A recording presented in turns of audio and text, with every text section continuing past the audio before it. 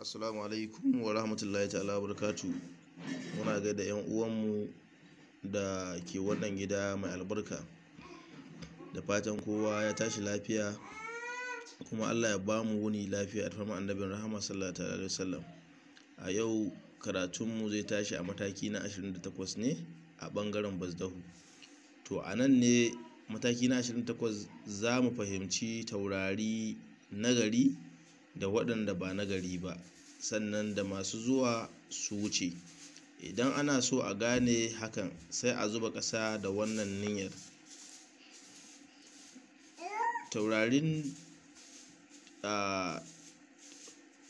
Tauraron da ya yi ɗali'i sai mu dubi matsalubinsa.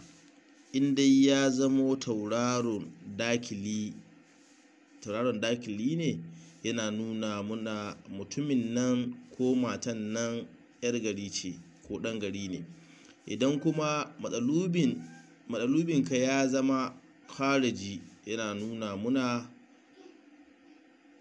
cewa wannan mutumin baƙo ne ko kuma wannan matar baƙuwa ce. Idan kuma ya baka tauraro munƙalabin tauraro, to yana nuna maka ko yana nuna muna wannan mutumin ya zo ne zai koma, ko kuma wannan matar ta zo ne za ta koma. Kamar matafiyi ne yana akan hanya, ma'ana dai ba zai daɗe ba a wannan garin da yake ko da aka gansa.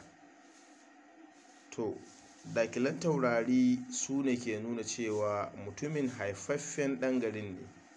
Dakilan taurarin su ne kamar haka: muna da rayyatul farhi, ƙali dakili, nasaratul dakila, inkisu, ɗariƙi, ijtima'i, isƙafi, jama'a. Sannan karijan taurari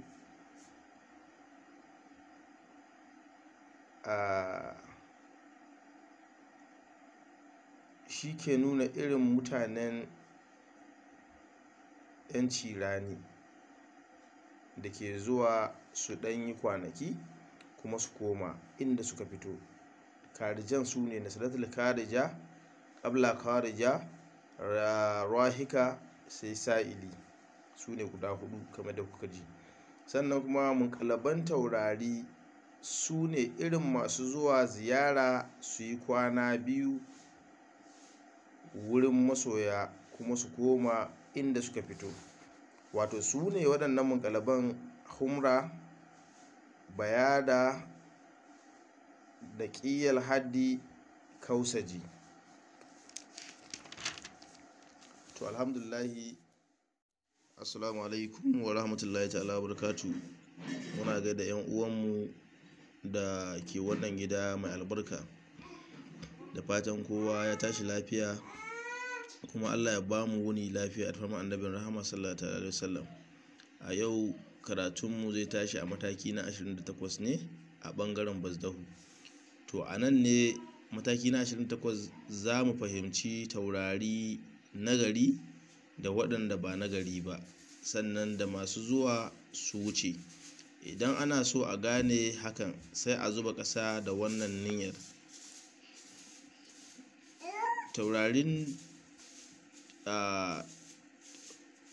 Tauraron da ya yi ɗali'i sai mu dubi matsalubinsa. In dai ya zamo tauraron dakili ne, yana nuna muna mutumin nan ko matan nan 'yar gari ce ko ɗan gari ne. Idan kuma matsalubinka ya zama khariji, yana nuna muna cewa wannan mutumin baƙo ne ko kuma wannan matar baƙuwa ce.